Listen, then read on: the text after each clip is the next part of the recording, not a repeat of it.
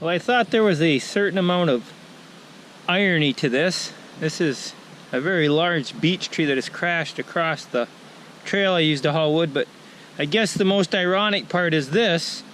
When I hauled all the wood out of this area that was damaged by the windstorm, all the wood was piled here and split and then moved out of here. I don't know why it couldn't have done this about a month ago, but we're gonna get her cleaned up.